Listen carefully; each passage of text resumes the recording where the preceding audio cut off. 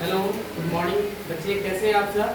चलिए आज हम आप लोगों का जो है चैप्टर 3 में दो चर वाले रैखिक समीकरण युग्म के बारे में आज हम एक्सरसाइज 3.4 को हम देखेंगे। ठीक है, एक्सरसाइज 3.4 को आज देखेंगे, जिसमें आपका जो है पहला क्वेश्चन है आपका निम्न समीकरण के युग्म को विलोपन विधि तथा प्रतिस्थापन विधि से हल करें। ठीक है, आपको इससे पहले जब हम थ्योरी बताए थे कि विलोपन विधि क्या है और प्रतिस्थापन विधि क्या है, पहले हम बता चुके थे।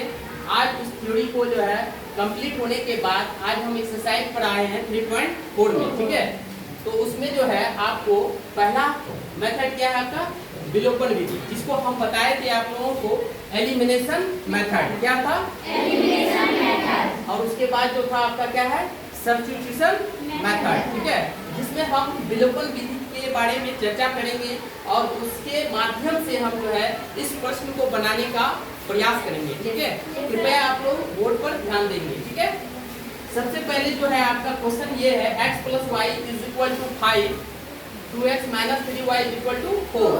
इसका सबसे पहले हम क्या करेंगे, इक्वेशन 1 को मान लेंगे। उसके बाद जो है आप इसको इक्वेशन 2 मान लेंगे। ठीक है, आपका एलिमिनेशन मेथड में क्या होता है, इसमें क्या होता है कि किसी जैसे कि आपका इक्वेशन 1 है और 2 है, तो किसी एक वेरिएबल को जो है आप ऐसा मल्टीप्लाई करके लाएंगे जिसमें इक्वेशन 1 और 2 क्या हो जाएगा आपका बराबर होना चाहिए। ठीक है, जैसे कि अगर हम x को बराबर करना चाहेंगे, मतलब इक्वेशन 1 के x को इक्वेशन 2 के 2x के बराबर करना चाहेंगे, तो सबसे पहले हम इक्वेशन 1 में जो है ये जो इक्वेशन 2 दिख रहा है आपको 2x, यहाँ पर किससे मल्टीप्लाई करेंगे, हम किससे करेंगे, इक्वेशन 1 में जो है हम 2 से मल्टीप्लाई करेंगे, तब जाकर के क्या हो जाएगा आपका 2 × x। तो आप इसको हम हल कर पा रहे हैं, यहाँ देखेंगे क्या हो जाएगा 2x +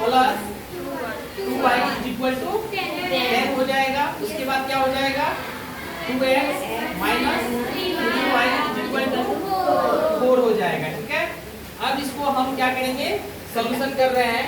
यहाँ पर प्लस है तो क्या हो जाएगा, ये माइनस है तो प्लस, और ये यहाँ पर क्या हो जाएगा, प्लस है तो माइनस हो जाएगा। अब ये आप देख पा रहे हैं कि यहाँ प्लस 2x है माइनस 2x है, तो क्या हो जाएगा, कैंसिल हो जाएगा ना। यहाँ पर प्लस 2y और यहाँ पर क्या है प्लस 3y, टोटल कितना हो जाएगा 5y हो जाएगा, इक्वल टू यहाँ पर कितना हो जाएगा 6 हो जाएगा। उसके बाद जो है हम यहाँ देख पा रहे हैं y का मान कितना निकल जाएगा, यानी y = 6/5 हो जाएगा। होगा कि नहीं? अब y का जो मान निकल गया, अब इस y का मान को हम किस इक्वेशन में पुट करेंगे, किसी एक इक्वेशन में पुट करेंगे, वो इक्वेशन 1 हो या 2 हो, किसी एक इक्वेशन में मान को पुट करके हम क्या कर सकते हैं, x का मान को निकाल सकते हैं। ठीक है, तो आप पहला वाला में पुट कर देते हैं, तो x प्लस क्या हो जाएगा, समीकरण 1 से क्या हो जाएगा, x प्लस y का मान कितना हो जाएगा 6/5 = 5 हो जाएगा। उसके बाद x को रखेंगे तो 5 माइनस क्या हो जाएगा 6/5। इसको जब सॉल्यूशन कीजिएगा तो 5 5 जा 25 से 6 जाएगा तो कितना हो जाएगा, यानी 90/5 होगा कि नहीं। तो यानी हम देख पा रहे हैं जब हम विलोपन विधि का प्रयोग किए तो हम x और y का मान निकाल लिए। ठीक है, यानी फाइनली जो है आपका x बराबर कितना हो जाएगा 90/5 और y बराबर कितना हो जाएगा 6/5। जैसे कि ये जो आंसर निकला वो आपका कौन सा मेथड का है, विलोपन मेथड। ठीक है, तो अब हम इस जो x y का जो मान निकाले हैं विलोपन विधि से, तो हमको कैसे पता चलेगा कि ये मेरा क्वेश्चन सही बनाए हैं या गलत, तो आप इसको चेक कर सकते हैं। क्या कर सकते हैं, तो चेक करने के लिए आप क्या करेंगे, जैसे कि x और y का जो मान निकला है उस x और y का मान को जो है आप किसी एक इक्वेशन में रखेंगे, उसके बाद पुट करके जो है अगर यदि क्रॉस वेरीफाई आपका इक्वल टू के बराबर हो जाता है, इसका मतलब यह हुआ कि ये आपका सवाल का आंसर जो है वो सही है। ठीक है, तो आप हम चेक कर पा रहे हैं, जैसे कि अगर हम यहाँ चेक करते हैं, चेक कर रहे हैं यहाँ पर x y का मान कितना है, इक्वेशन 1 में पुट कर लेते हैं। फ्रॉम 1 से कितना हो जाएगा x का मान 19/5 प्लस 6/5।